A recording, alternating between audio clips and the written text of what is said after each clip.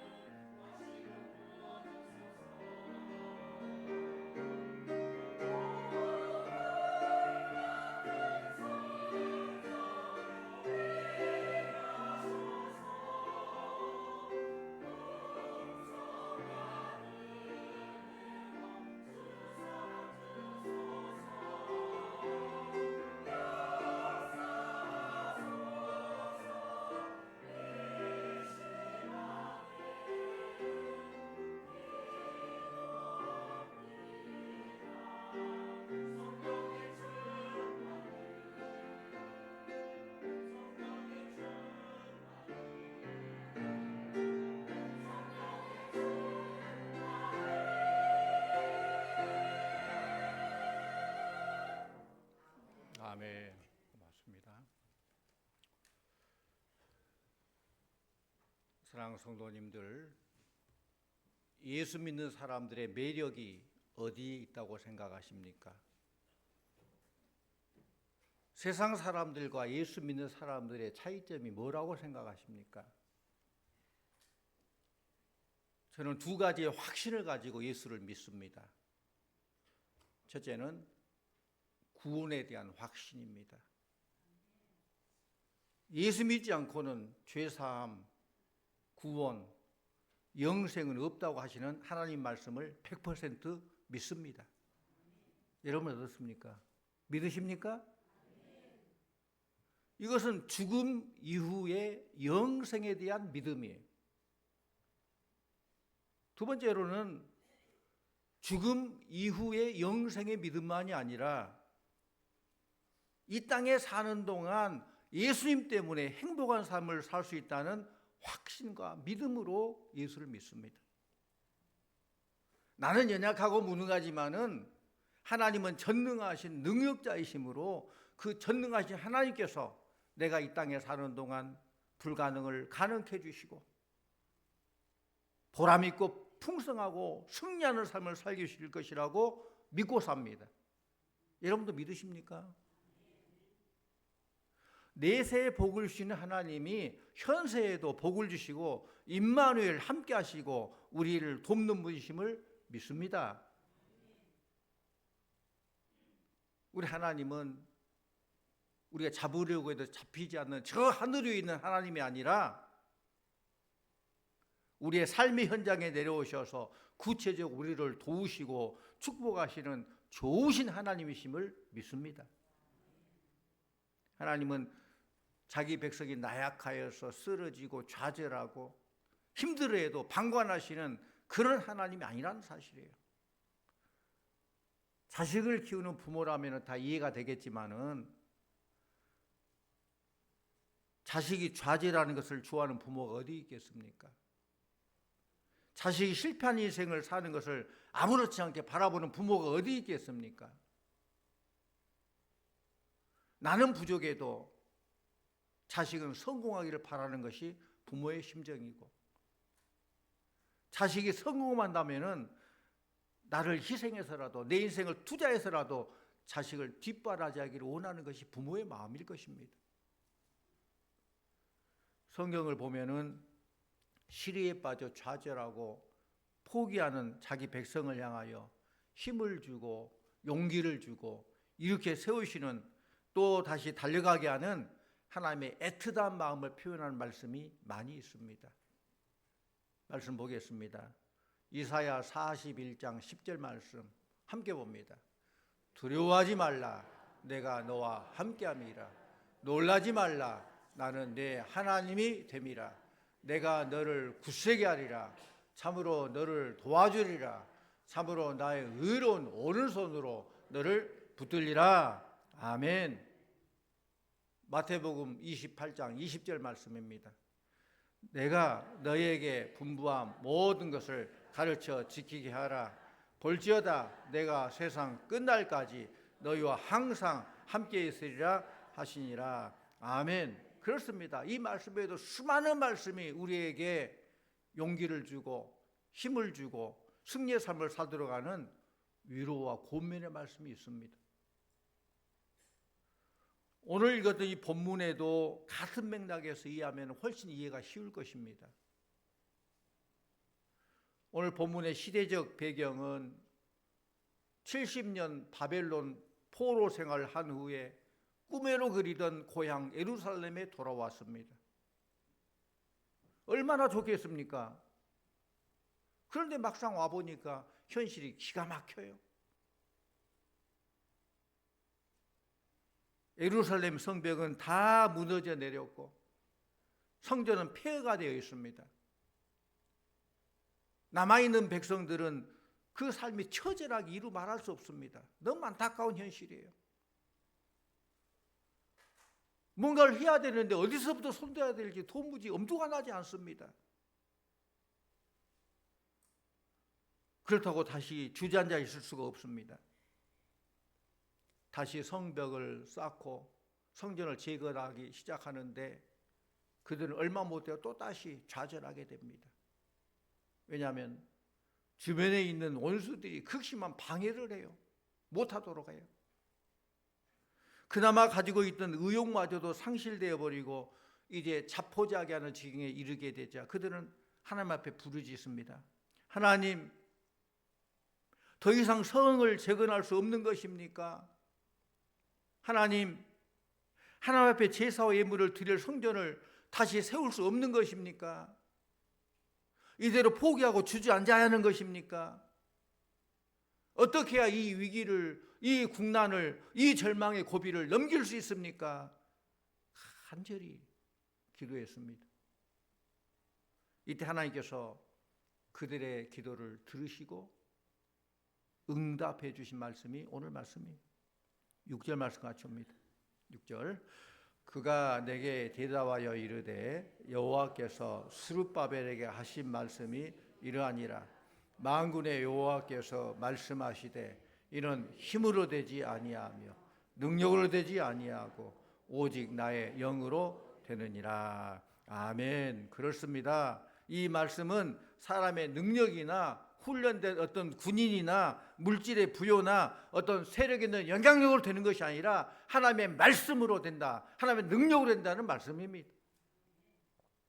하나님의 능력 앞에서는 아무리 큰 태산 같은 문제라도 평지가 될 줄로 믿습니다. 우리가 인생을 살아가다 보면은 태산과 같은 장벽을 만날 때가 많아요. 한 장벽 허물어지면 또 다른 장벽이 나옵니다. 계속 문제의 연속입니다. 그럴 때 우리가 어떻게 해야 됩니까? 무엇을 의지해야 됩니까? 누구에게 부탁해야 됩니까? 7절 말씀 가져옵니다. 7절. 큰 산아 네가 무엇이냐? 네가 스룹바벨 앞에서 평지가 되리라. 그가 머릿돌을 내놓을 때에 우리가 외치기를 은총이 그에게 있을지어다 하리라 하셨고, 큰 산아 네가 무엇이냐? 너는 평지가 되리라. 성경에 나오는 악명 높은 왕 중에 한 사람이 바로 왕이에요. 애굽의 바로 왕. 그런데 그 바로 왕을 굴복시키고 이스라엘 백성을 구원한 사람이 있는데 누굽니까? 모세이죠.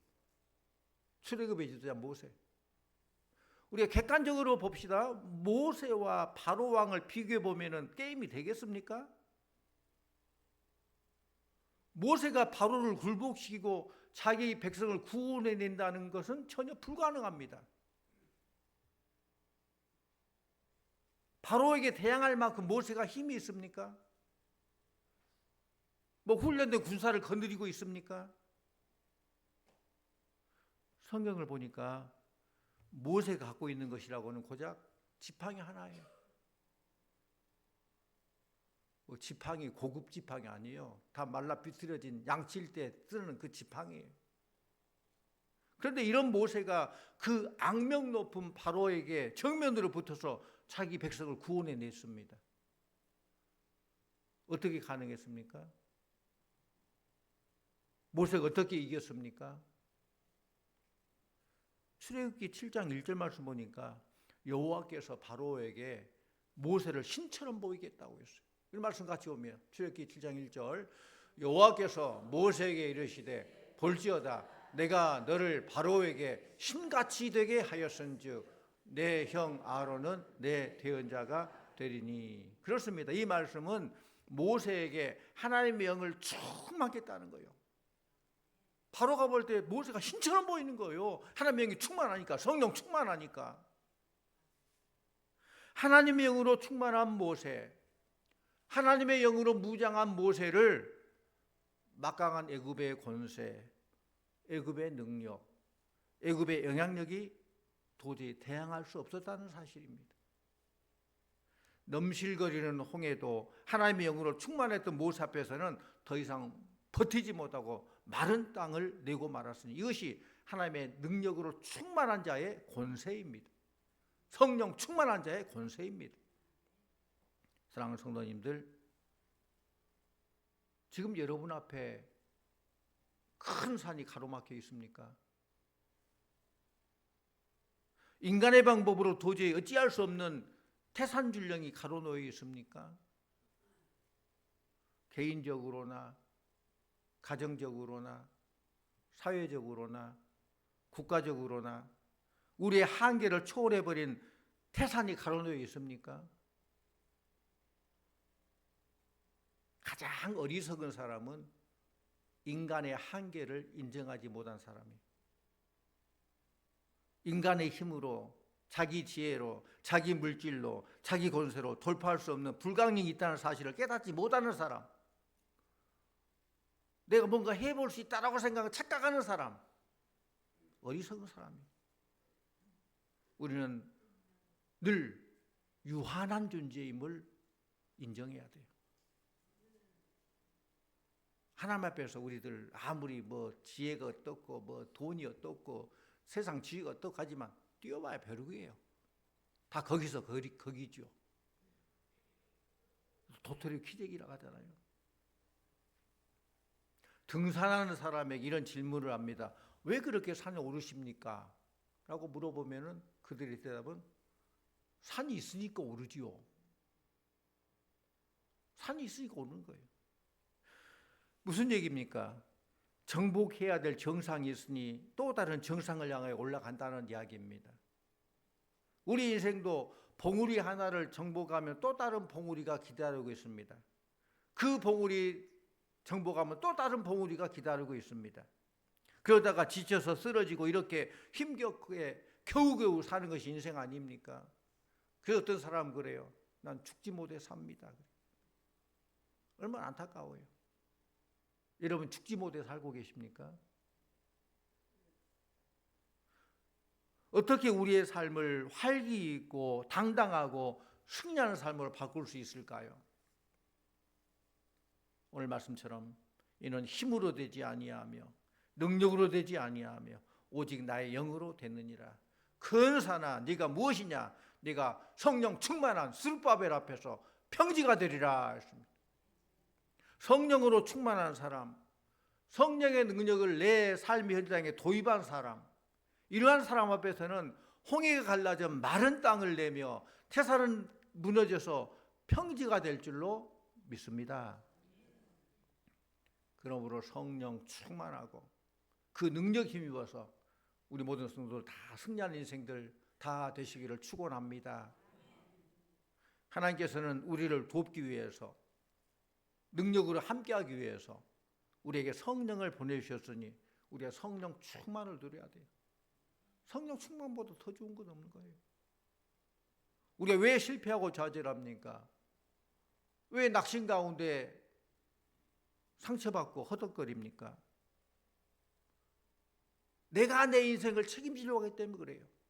내가 뭔가 해보려고 하기 때문에 그래요. 내가 내 인생 짊어지고 하려고 하기 때문에 그래요. 그렇게 되면은 오늘 말씀 배경처럼 주위에 있는 그 원수들, 잡족들의 방해를 받는 이스라엘 백성처럼 시리에 빠져서 좌절하게 되고 낙심하게 되고 탄식하게 됩니다. 내가 뭘 해보겠다 하면은 잘 될 일도 없지만 잘 된다고 할지라도 교만하게 돼요. 내가 했다 우쭐거리게 돼요. 하나님 무시하게 돼요. 내가 할 때 잘 안 되면은 좌절하고 시리에 빠지고 일어서지도 못해요. 그러나 성령의 능력 힘입어서 하게 되면은 성령의 능력으로 감당하고 하나님의 은혜로 잘 됐으면 하나님 영광 돌려드리고 때로는 실패하고 때로는 내 마음대로 안 됐다 할지라도 하나님의 능력 안에서 하나님 나를 사랑하기 때문에 이것까지 합력의 선을 이루신 하나님을 기대하면서 이겨나가는 거예요. 더 하나님 품으로 가까이 나아가게 되는 거예요. 하나님 왜 우리와 함께 하시겠다고 했습니까? 답은 단순해요. 사랑하기 때문에. 사랑하기 때문에. 사랑하는 사람과 늘 함께하고 싶어요. 함께 있으면 더 오래 있고 싶고 잠시 헤어져서 또 보고 싶고 사랑하기 때문에. 하나님은 우리를 사랑하기 때문에 함께하고 싶어요. 사랑하는 성도님들, 성령 충만함을 받아서 그 성령의 도우심으로 능력으로 태산을 평지로 만들어 승리하는 성도들 다 되시기를 축원합니다. 흔히 교회가 돈이 많으면 무엇이든 할 수 있다라고 생각합니다. 교인들이 많으면 무엇이든 할 수 있다라고 생각합니다. 틀린 말 아니에요. 이건 일리가 있는 말이지만 진리는 아니에요. 일리하고 진리는 다르거든요. 일리가 있는 말씀이 하지만 이게 복음적인 말은 아니에요. 돈은 없어도 성령 충만해야 됩니다. 사람이 많으면 되는 것이 아니라 성령 충만한 사람이 필요합니다. 성령 충만 받기 전에 초대교회를 보십시오. 참 나약하기 짝이 없죠. 예수님 잡혀가고 십자가 못 박혀 돌아가시고 얼마나 그들은 부들부들 떨면서 숨조차 쉬지 못하고 겁을 내고 있지 않습니까? 숨어 있지 않습니까? 그런데 그들에게 평소에 우리 주님이 하신 말씀이 생각났습니다. 성령께 생각나게 주신 거예요. 너희가 세상에서 환난을 당하나 담대하라. 내가 세상을 이겨노라. 내가 세상 끝날까지 너희와 함께하리라. 내가 너희를 고아처럼 버려두지 아니하리라. 너희는 예루살렘을 떠나지 말고 아버지 약속하신 것을 기다리라. 너희는 몇 날이 못되어 성령을 선물로 받으리라. 예루살렘과 온 유대와 사마리아 땅끝까지 이르러 내 증인이 되리라. 그들은 그 자리에서 하나님 앞에 무릎을 꿇고 성령 충만을 받기 위해서 간절히 기도했고 드디어 약속하신 성령 충만을 받게 되었습니다. 그러자 그렇게 두려워하고 불안했던 그들이 그 두려움과 불안은 안개처럼 다 사라져버리고 기쁨과 평화가 넘쳐나게 되었습니다. 그리고 그들은 마음속에 사랑의 불길, 부흥의 불길, 사명의 불길 활활 타오르기 시작했어요. 그러자 자리를 팍 차고 일어나서 세상을 향해 뛰쳐나갑니다. 세상 두려워서 부들부들 떨고 숨어있는 그들이 이제는 세상을 향해 나아갑니다. 누구도 그들을 감당하지 못합니다. 바로 그들에 의해서 역사가 뒤바뀌어진 거예요. 어둠의 역사가 빛의 역사로 바뀌어졌습니다. 절망의 역사가 소망의 역사로 바뀌어졌습니다. 그야말로 태산이 무너져서 평지가 되는 사건입니다. 홍해가 갈라져서 마른 땅을 내는 사건입니다. 그러므로 돈이 문제가 아닙니다. 인물이 문제가 아닙니다. 얼마나 크냐, 얼마나 높으냐, 얼마나 화려하냐, 얼마나 배웠느냐, 얼마나 잘났느냐, 이게 문제가 아닙니다. 문제는 성령 충만인 줄로 믿습니다. 성령 충만이면 다 해결되는 거예요. 성령 충만한 자 앞에서 태산은 평지가 되고 홍해는 갈라지고 역사는 일어납니다. 우리 성령 충만한 우리 성도들 다 되어서 태산을 무너뜨리는 역사를 나타내는 그런 성도님들 다 되시기를 축원합니다. 사랑하는 성도님들, 여러분의 가정에 태산과 같은 큰 장애물이 가로막혀 있습니까? 힘으로 되지 아니하고 능으로 되지 아니하나 오직 나의 영으로 되느니라. 성령으로 가정의 큰 산이 평지가 될 줄로 믿습니다. 물질의 큰 산, 건강의 큰 산, 자녀의 큰 산, 어떤 큰 산이든지 평지가 된 역사가 성령이 나를 도우시니 큰 산이 평지가 되는 것이고 마침내 승리자가 되는 것입니다. 하나님의 일을 하는 사람들은 하나님의 방법으로 일을 해야 돼요. 세상 일과 하나님 일은 달라요. 그럼 어떻게 하나님 일을 하나님 방법으로 할 수 있을까요? 첫째는 하나님의 일은 성령님을 의지해서 해야 됩니다.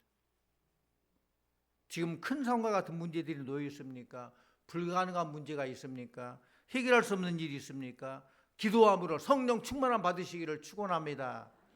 기도를 통해서, 말씀을 통해서 성령 충만 받는 거예요.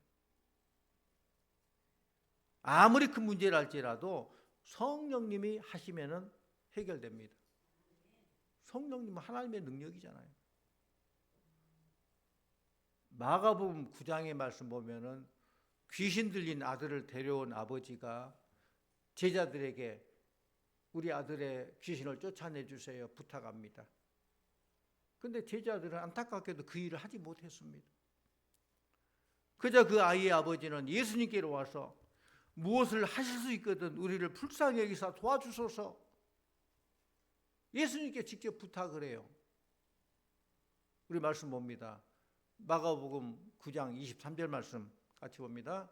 예수께서 이르시되 할 수 있거든이 무슨 말이니 믿는 자에게는 능히 하지 못할 일이 없느니라 하시니 아멘. 그렇습니다. 그 아버지가 무엇을 하실 수 있거든 물었는데 우리 주님께서는 할 수 있거든이 무슨 말이냐, 믿는 자에게는 능히 하지 못할 일이 없느니라 했습니다. 그래서 이어서 얘기합니다. 기도 외에는 이런 종류가 나갈 수 없느니라. 그 말씀한 거예요. 그러니까 기도는 그 능력을 가져온다는 거예요. 성령 충만의 방법은 기도예요. 성도님들, 기도할 때 성령이 임하시고 기도할 주의 능력이 우리에게 임하게 되는 것입니다. 하나님의 일은 인간의 어떠한 노력도 소용없고 오직 성령의 능력으로만 되는 거예요. 우리는 기도함으로 성령의 능력을 힘입어야 됩니다. 그리고 성령의 능력을 힘입어서 그거 가지고 주의 일을 해야 돼요. 내가 육체적인 체력이 있으니까 이걸로 주의 일 봉사해야지. 내가 어떤 집념, 결단 가지고 해야지. 물론 좋은 일이며 그러나 거기는 한계가 있어요. 성령의 능력으로 하지 않으면 금방 번아웃 돼요. 일어설 수 없어요.